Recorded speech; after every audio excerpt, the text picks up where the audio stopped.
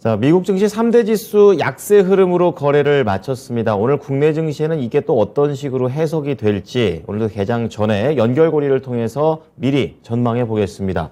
자, 오늘은 바로자산 운용의 윤정식 이사 연결합니다. 이사님, 안녕하세요. 네, 안녕하세요. 네. 자, 시장의 분위기 어쨌든 장중에 후반에 약간 올랐나요? 그러다 다시 좀 힘이 좀 빠지면서 거래를 마쳤는데요. 미국장 어떻게 판단하십니까? 네, 우선 제목 같은 경우가 이 긴축 의지 재확인 이런 부분인데, 긴축 의지는 사실은 제가 보기에는 비슷했다고 보이고요. 그리고 여전히 9월 금리 인상이, 예를 들어서 9월 금리 인상 FOMC 의사록 봤는데 9월 금리 인상이 50bp가 아니라 75bp, 100bp다 그러면 시장 다시 하락하고 여전히 좀 우려스럽다 이런 얘기들이 나와야 되는데, 이 미국 시장 여러 가지 미국 언론도 그렇고 국내 언론도 그렇고 본다라면은 7월 FOMC의 이 의사록에서 그러니까 7월 이 FOMC의 정례회의 의사록에서 금리 인상 의지를 재확인했다. 그래서 금리 인상에 대한 우려감이 다시 한번 부각이 됐다. 이렇게 사실 대부분의 내용들이 이루어져 있거든요. 근데 여기에다가 FOMC 의사록도, 그러니까 저희가 두 가지 포인트를 좀 더 말씀을 드리고 싶은데, 9월은 50bp가 거의 확실해지고 있는 것 같습니다. 50bp에 대한 가능성이 매우 높고, 그리고 그 이후는 조금 더 가야 된다. 혹은 25bp 한 번 정도 더. 이 정도로 보시면 될 것 같고요. 내년에 이제 한 3월 정도 되면 금리 인하 얘기가 나올 텐데, 이 긴축 의지는 확인을 했지만요. 근데 이 긴축에 대한 의지는 이전과 거의 비슷한 수준의 의지입니다. 그래서 이 의지가 조금 더 부담이 됐다. 이런 건 좀 아니다라고 보여지고요. 그리고 이 의사록에서 또 한 가지 코멘트가 있었던 부분이 과도한 긴축에 대한 우려감도 있었다라는 부분입니다. 이 일정 시점에는 기준금리 인상의 속도를 좀 늦추는 게 적절할 것이다. 이런 모습들이 나왔거든요. 그렇기 때문에 양쪽에 대한 얘기가 다 나왔다. 한쪽으로 이 긴축에 대한 의지는 있지만 한쪽으로 확 쏠린 것도 아니고요. 이 의지가 더 강력해진 것도 좀 아니다라는 부분을 말씀을 드리고 싶고요. 그리고 또 한 가지가 7월 소매 판매가 전월과 비슷한 수준을 유지를 했습니다. 이 전월과 비슷한 수준을 유지를 했다는 부분은 이 시장 예상보다는 좋게 나온 거거든요. 그러면은 소매 판매에 대한 이 회사들 주가가 다 같이 좀 상승을 하는 모습이 나오면 좀 정상적인, 어떻게 보면은 예상대로, 관행대로 좀 흘러가는 부분이 있는데, 이 소매 판매 업체들은 주가가 대체적으로 좀 하락을 했습니다. 시장의 지수가 하락을 했기 때문에. 그러면 결론적으로는 지수가 하락을 해서 소매 판매와는 상관없이 지수가 하락을 해서 종목들이 좀 하락을 했다라고 보면 되겠고요. 그리고 또 한 가지 부분은 이 긴축 의지 재확인, 이거는 어떻게 보면은 다시 이제 처음으로 돌아와서 긴축 의지 재확인에 대한 부분은 어떻게 보면 하락에 대한 이유를 나중에 좀 갖다 붙이는 그런 느낌이 없지 않아 있거든요. 그러니까 시장이 올랐습니다. 그야말로 썸머랠리 올랐는데 이제 조정이 조금 나와야 됩니다. 국내 증시는 조정이 좀 약하게 나와야 되는 게 맞고요. 미국 증시도 그렇게 강하진 않겠지만 주가가 꽤 많이 올랐으니까 여기에서 좀 조정 나오고 싶은데 무언가 핑계가 필요하니 이제는 FOMC 의사록 봤는데 여전히 긴축 의지가 있구나, 이런 식으로 좀 끼워 맞춘 부분이 없지 않아 있거든요. 그렇기 때문에 이 주가가 하락하는 부분은 단기간에 좀 실질적으로 말씀을 드리면 단기간에 주가가 좀 올랐고 이 주가 오른 부분에 있어서의 차익 실현을 해야 되는데 이거에 대한 이유를 좀 붙였다라고 보시면 되겠고요. 하지만 걱정할 필요는 좀 없죠. 이 상승 이후에 대한 나오는 조정들이 클 가능성은 좀 낮다라고 보여집니다. 네, 말씀 들어보니까 미국장은 썸머랠리 이후에 나와야 할 조정이 지금 나오고 있다 정도로 좀 이해를 해 보겠습니다. 제가 이제 미국장을 보면서 좀 종목들로 궁금한 게 한 두 가지가 있는데, 첫 번째가 이제 타겟입니다. 실적과 관련해서 좀 부진한 그런 내용이 나와서 국내에서도 이렇게 타겟처럼 소매 관련된 종목들이 어떻게 좀 영향을 받을까, 이 부분 좀 궁금해요. 미국은 이 소매 판매, 그러니까 이 소비에 대한 경제 비중이 굉장히 높은 나라가 미국이죠. 근데 국내는 사실은 소비에 대한 경제 비중이 그렇게 높지가 않은 상황입니다. 그래서 그런 부분들도 있고요. 그리고 시가총액도 대비해보면 미국의 이런 소매 판매 업체들, 월마트라든지 홈디포라든지 시가총액이 굉장히 크고 비중도 굉장히 크죠. 그런데 이 국내에서는 이 소매 판매 업체 생각을 해보면 사실 이 시가총액이 이렇게 크지가 않고 주가에 대한 영향력도 좀 작거든요. 그래서 국내 이 소매 판매 업체들은 이 영향력이 좀 사실은 좀 낮다라고 보여집니다. 미국은 굉장히 중요하거든요. 이 소매 판매 업체들, 특히 월마트 같은 경우는 미국 경제가 어떻게 돌아가는지, 미국에서 이번에 로스도 실적이 나왔었고요. 뭐 월마트, 뭐 이런 부분들 소매 판매 업체들 실적을 굉장히 뭐 타깃도 마찬가지고요.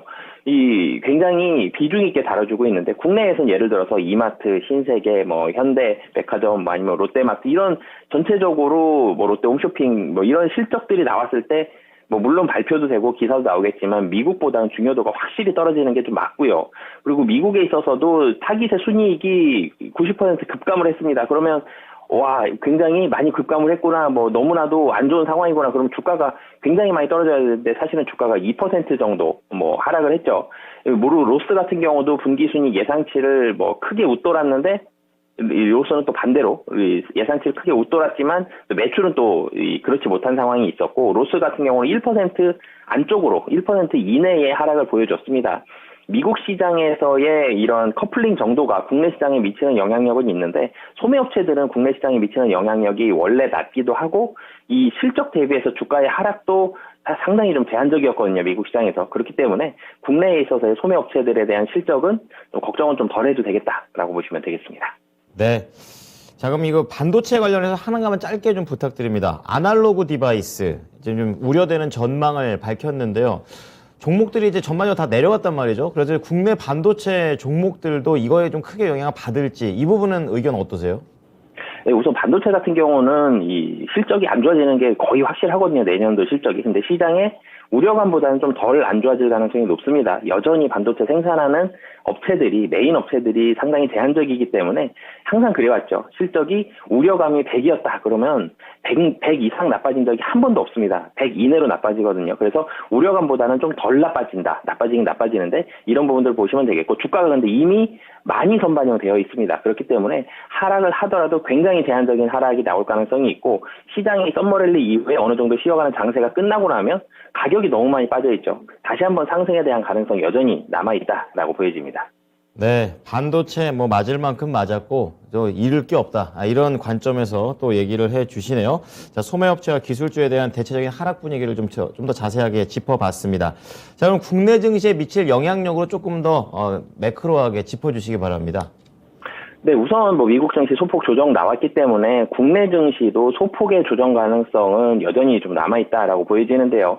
뭐 어제 같은 경우 조정이 나오긴 나왔죠. 크진 않지만 뭐 코스닥이 한 7포인트 정도, 코스피가 17포인트 정도 하락을 했는데, 하락 폭이 뭐 크진 않습니다. 이 소폭의 조정이 나왔고, 미국 증시보다는 국내 증시의 조정 폭이 더 제한적일 가능성이 높습니다. 오늘도 뭐 조정이 나오거나 횡보하거나 뭐 요 정도 소폭의 조정이 나오거나 횡보할 가능성이 좀 높아 보이고요.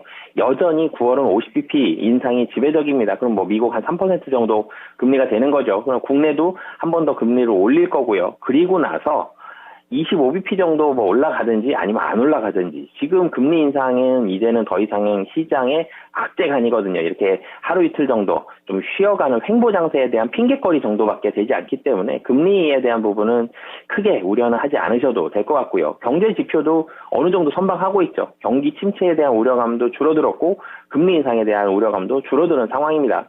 시장은 다시 한번 오를 수 있는 이유를 찾고 싶은데 그 이유를 아직은 못 찾은 상태고, 향후에 그 이유는 내년도에 대한 금리 인하, 이런 얘기들이 나오면서 주가가 한 번 더 레벨업할 가능성은 충분히 남아있는 그런 상황이고요. 여전히 지금은 조금은 쉬어가는 장세 정도로 보시면 될 것 같습니다. 쉬어가는 장세이기 때문에 장이 쉴 때 어떤 종목을 투자해야 되는지 그 종목 찾기에 좀 더 집중하시면 좋을 것 같습니다. 네, 종목 찾기. 미국장이 우려할 만한 조정이 아닌 거는 이제 다행인데, 어떤 종목이 좋은지는 오늘 딱하니 떠오르지 않으실 것 같아요. 그래서 오늘 저희 연결고리에서 종목을 말씀드리도록 하겠습니다. 오늘의 종목 공개합니다. 네, KB금융 말씀을 해주셨는데요. 자, 오늘 금융주 중에서 이제 KB금융을 선택을 해줬습니다. 연결시키는 이유 궁금합니다. 우선은 이 시장이 좀 쉬어가는데 종목을 찾아야 된다, 종목 찾기에 집중하자라고 말씀을 드렸는데, 시장이 묶어놔져 있습니다. 근데 여기서 지금 많이 오르기가 부담스럽죠. 여전히 경기에 대한 자신감은 좀 떨어져 있고요. 유럽 어떻게 될지, 천연가스로 인해서 어떻게 될지 걱정하고 있고, 뭐 이 금리는 어느 정도 우려감은 줄어들었는데 더 오르자니 좀 부담스러운 상황이고, 떨어지자니 아깝죠. 이제는 주가가 너무나도 가격이 싼 부분이 있기 때문에 이런 상황인데 여기서 종목을 찾으려면 투자자들이 상당히 신중해지는 투자. 그러니까 이전에는 수익을 보려는 투자가 상승장에는 수익을 더 많이 보려는 투자가 앞선다라면 수익에 방점이 찍힌다라면 이제는 잃지 않으려는 그런 투자가 좀 더 안전에 대해서 방점이 이제는 찍히는 투자가 나온다라고 보시면 될 것 같습니다. 그러면 어떤 종목이 안전하냐? 많이 떨어진 종목이 안전하거든요. 덜 손실이 나고 오를 가능성이 높은 게 많이 떨어진 종목입니다. 그렇기 때문에 상승 탄력은 뭐 그렇게 강하진 않겠지만 그래서 많이 떨어졌던 종목들 제가 말씀을 많이 드렸는데 가격과 밸류에이션 매력도에 대한 중요도는 상당히 지수가 묶여져 있는 이런 상황이기 때문에 올라갈 가능성이 여전히 높다라고 보여지고요. 금리 인상에 대한 우려감이 많이 떨어져 있습니다. 그러면 가계부채 여전히 뭐 많긴 하지만 가계부채에 대한 얘기, 이런 중요도, 우려감도 정부에 대한 목소리도 한두 달 전보다는 확연히 좀 떨어지는 그런 상황이고요. 이런 우려감들이 적어진다라면은 이 금융주들에 대한 실적에 대한 정상화가 이루어질 가능성이 상당히 좀 높고요. 그리고 투심이 악화되어 있는 이런 부분도 뭐 좋아질 가능성이 현저히 좀 높다라고 보여집니다. 네.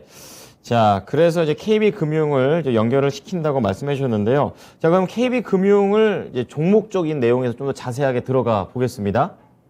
네, 뭐 좀 전에도 말씀드렸지만 이 정부 영향력 우려감으로 인한 이런 투심에 대한 악화, 사실은 이익 잘 나왔거든요. 4대 금융주주 다 이익이 괜찮습니다. 그런데 충당금을 굉장히 많이 쌓았죠. 정부의 목소리입니다. 입김으로 인해 충당금 많이 쌓았는데 충당금을 많이 쌓으면 그만큼 이익이 줄어들기 때문에. 근데 충당금 많이 쌓았던 부분이 이제는 정부의 우려감도 어느 정도 만족시킬 만큼 충당금 쌓았고요. 목소리는 줄어들고요. 이 충당금 나중에 환입이 되면 이익단으로 다시 잡힙니다.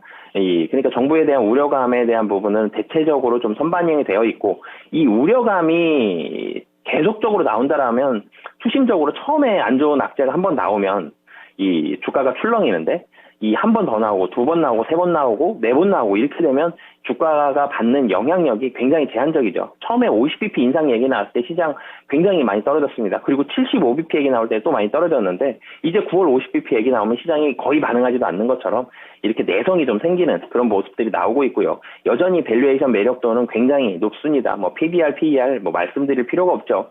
밸류에이션뿐만이 아니라 가격적으로도 워낙 많이 떨어져 있는 자리입니다. 이 이익이 이렇게 좋은데도 불구하고 이전에, 그러니까 이 6월 이전에 그리고 작년도를 봤을 때 박스권 하단 수준에 여전히 머물러 있거든요. 뭐 가격적인 매력도도 굉장히 높은 상황이다. 라고 보여지고요. 그리고 마지막으로는 금리 인상 이루어지면 실적 좋죠. 실적 좋아집니다. 그렇기 때문에 금융주들 이제 지금 상반기에는 충당금 많이 쌓았고요. 이제 하반기에는 충당금보다는 금리 인상, 예대 마진이라든지 이런 은행 본연의 실적에 상당히 방점이 찍히면서 실적이 좋아질 가능성이 여전히 높다라고 보여집니다. 네, 지금 51,900원이 종가입니다. 목표가 얼마나 잡을까요? 네, 한 6만 원 정도까지는 어렵지 않게 사실 올라갈 것으로 보여지고요. 시장이 종목이 6월 달에 주가가 많이 하락을 했죠. 6만 원 정도가 원래는 평균 가격이었습니다. 여기에서 정부 입김이 막 나오면서 4만 3천 원 정도까지 많이 떨어졌었는데 다시 원래 본연의 자리까지 뭐 점진적으로 상승에 대한 가능성 높다라고 보여집니다. 네, KB금융 잘 참고해 보겠습니다. 오늘 말씀 감사합니다, 이사님. 네, 감사합니다. 네. 자, 낙폭 과대 종목에 계속해서 초점을 맞추고 있는 윤정식 이사입니다. 금리 인상에 대한 우려가 줄어들게 되면서 하반기를 좀 기대해보자. KB금융이 되겠고요. 부담 없이 목표가 6만 원을 제시했으니까요. 참고해보시기 바랍니다. 자, 지금까지 투자 판단에 도움이 될 수 있는 정보를 제공해드렸습니다. 하지만 특정 종목의 상승과 하락을 보장하지는 않으니까요. 이 부분 참고해주시기 바랍니다. 오늘도 성공 투자하십시오. 고맙습니다.